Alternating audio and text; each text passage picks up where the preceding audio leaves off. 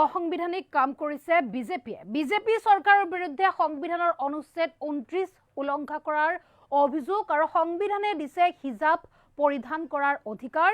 হিজাব বিজেপিয়ে নিষিদ্ধ কৰিছে আৰু নিষিদ্ধ কৰি অসাংবিধানিক কাম কৰিছে বিজেপি। আসাদুদ্দিন ওৱেইছিয়ে এবাৰ সমালোচনা কৰিছে বিজেপি চৰকাৰক। এই মুহূৰ্তত সবিশেষ জনাম, কৰ্ণাটকত হিজাব নিষিদ্ধ কৰিছিল বিজেপি চৰকাৰে।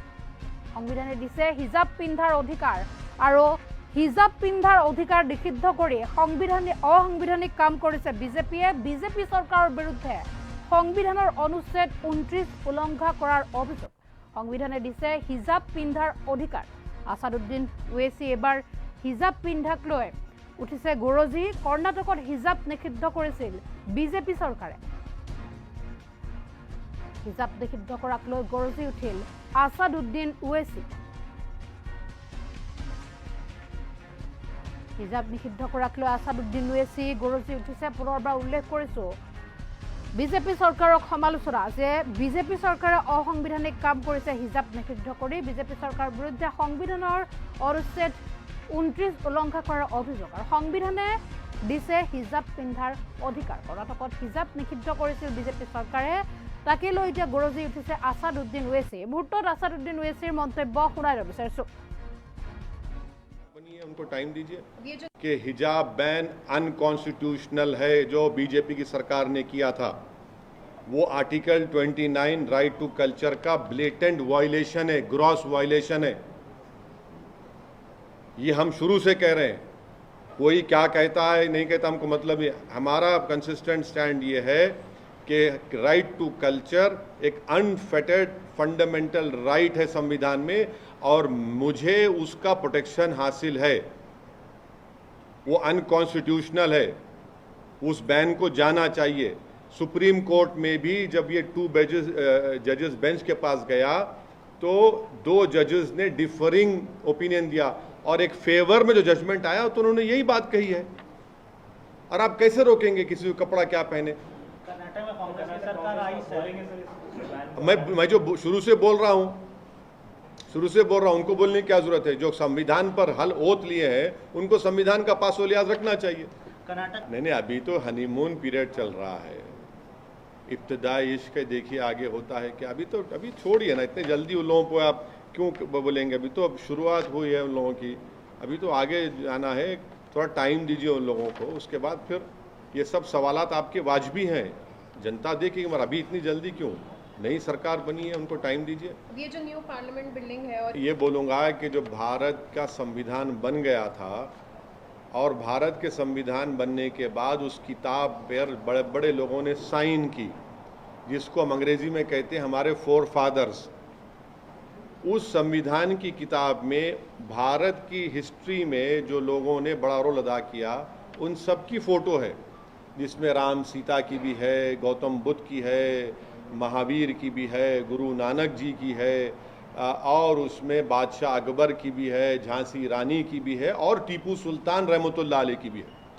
वो किताब तो पार्लियामेंट के लाइब्रेरी में मैं देख के आऊँ, आज भी है। अब उसको क्या करेंगे आप उसको क्या करेंगे? और दूसरी बात, ये देश का जो संविधान है वो किसी रिलीजन को मानता नहीं है, वो सब रिलीजन को सेलिब्रेट करता है।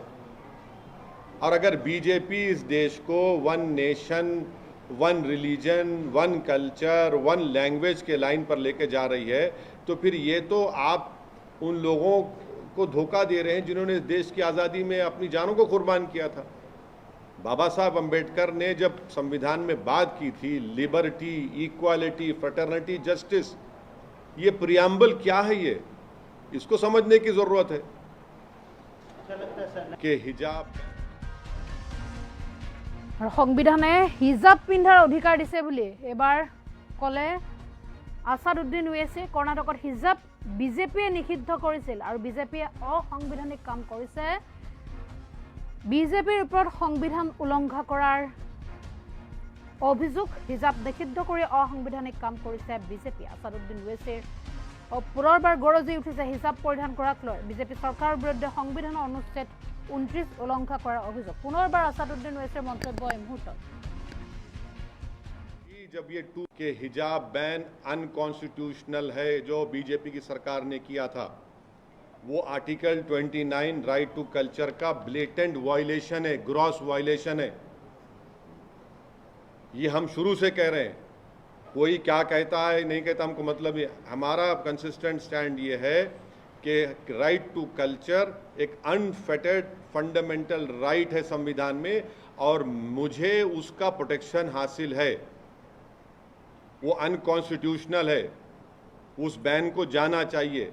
सुप्रीम कोर्ट में भी जब ये टू जजेस बेंच के पास गया तो 2 जजेस ने डिफरिंग ओपिनियन दिया, और एक फेवर में जो जजमेंट आया तो उन्होंने यही बात कही है। और आप कैसे रोकेंगे किसी को कपड़ा क्या पहने? कर्नाटक में कांग्रेस की सरकार आई सर। मैं जो शुरू से बोल रहा हूं उनको बोलने की क्या जरूरत है? जो संविधान पर हल ओथ लिए हैं उनको संविधान का पासोल याद रखना चाहिए। कर्नाटक नहीं, अभी तो हनीमून पीरियड चल रहा है। इब्तिदाई इश्क देखिए आगे होता है कि अभी छोड़िए ना, इतने जल्दी उन लोगों को आप क्यों बोलेंगे? अभी तो अब शुरुआत हुई है उन लोगों की, अभी तो आगे जाना है। थोड़ा टाइम दीजिए उन लोगों को, उसके बाद फिर ये सब सवालात आपके वाजबी हैं, जनता देखेगी। मगर अभी इतनी जल्दी क्यों? नई सरकार बनी है, उनको टाइम दीजिए। ये जो न्यू पार्लियामेंट बिल्डिंग है और ये बोलूँगा कि जो भारत का संविधान बन गया था, और भारत के संविधान बनने के बाद उस किताब पर बड़े बड़े लोगों ने साइन की, जिसको हम अंग्रेजी में कहते हैं हमारे फोर फादर्स। उस संविधान की किताब में भारत की हिस्ट्री में जो लोगों ने बड़ा रोल अदा किया उन सब की फ़ोटो है, जिसमें राम सीता की भी है, गौतम बुद्ध की है, महावीर की भी है, गुरु नानक जी की है, और उसमें बादशाह अकबर की भी है, झांसी रानी की भी है, और टीपू सुल्तान रहमतुल्लाह अलैह की भी है। वो किताब तो पार्लियामेंट के लाइब्रेरी में मैं देख के आऊँ, आज भी है। अब उसको क्या करेंगे आप उसको क्या करेंगे? और दूसरी बात, ये देश का जो संविधान है वो किसी रिलीजन को मानता नहीं है, वो सब रिलीजन को सेलिब्रेट करता है। और अगर बीजेपी इस देश को one nation, one religion, one culture, one language के लाइन पर लेके जा रही है, तो फिर ये तो आप उन लोगों को धोखा दे रहे हैं जिन्होंने इस देश की आज़ादी में अपनी जानों को कुर्बान किया था। बाबा साहब अंबेडकर ने जब संविधान में बात की थी लिबर्टी, इक्वालिटी, फ्रेटर्निटी, जस्टिस, ये प्रियम्बल क्या है? ये इसको समझने की ज़रूरत है।